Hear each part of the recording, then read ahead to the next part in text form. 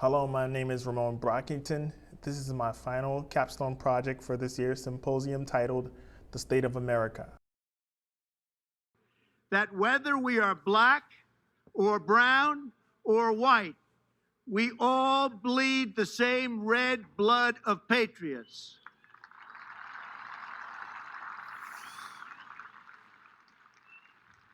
We all enjoy the same glorious freedoms, and we all salute the same great American flag.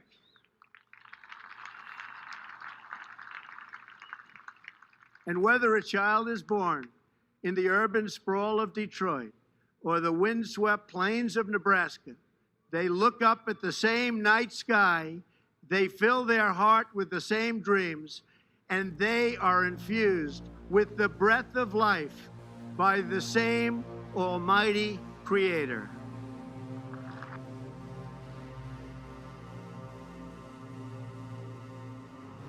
We see he has a mask on. He looks good to you. He might be a good person or a bad person. Yeah. So, mask on. Okay. Were any weapons involved or mentioned? No. Okay. What color is the mask, or what does it look like? Black. Black mask? It's like a... Is it like a ski mask, or what type of mask is it? Yeah, like a ski mask. Elijah Mclean is walking home from a nearby Shell gas station. He's holding a plastic bag with his purchases. At 10:43 p.m., Aurora police officer Nathan Woodyard spots Mclean. Driver, stop right there. Elijah Hey, stop right Mclean there.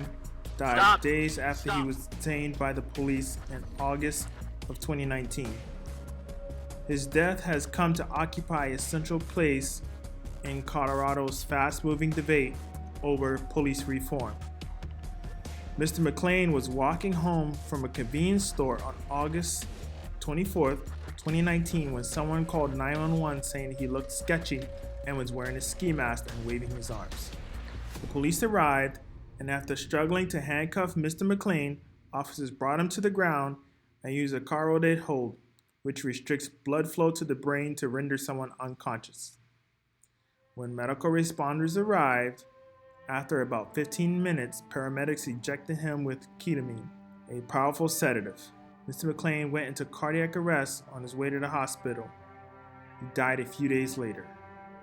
In order for one to be an officer in the United States Army, one has to obtain a 4-year bachelor's degree, then attend 12 weeks of officer candidate school, then receive further training after donning the uniform. Lieutenant Nazario can be seen in body cam footage saying he's afraid to get out, to which the officer responds, "You should be." After disrespecting the uniformed member while pepper spraying him at least 4 times, it's clear excessive force was used. The investigation is currently ongoing.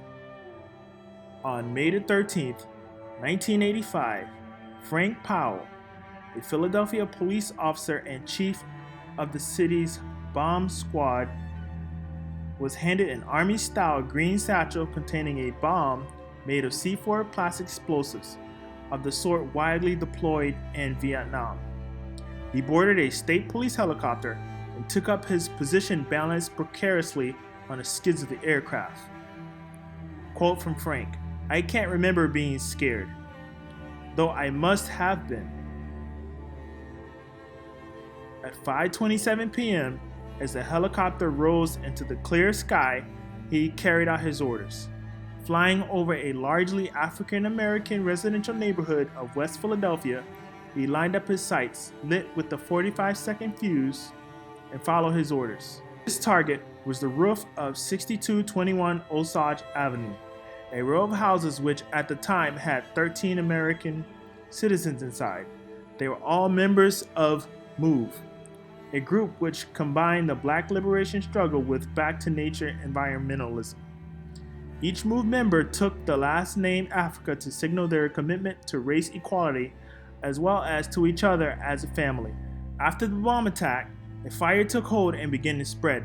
The police commissioner, George Sambor, critically and fatally decided to let the fire burn. By the following morning, 61 homes had been ravaged to ashes, leaving 250 Philadelphians destitute and homeless. Only 2 of the 13 residents of the move house got out alive.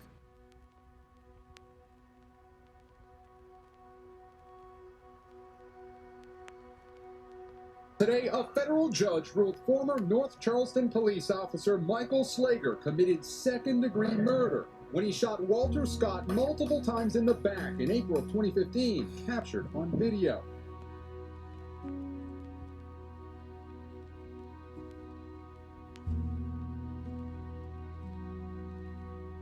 George Floyd died after being arrested by police outside his shop in Minneapolis, Minnesota.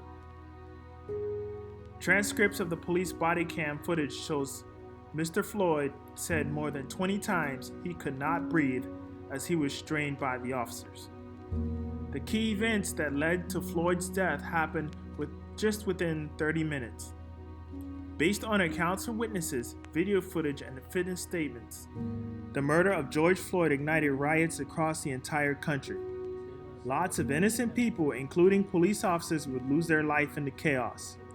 This event will not only become the biggest stain in our nation's history when it comes to police violence, but also ignite change. 12646.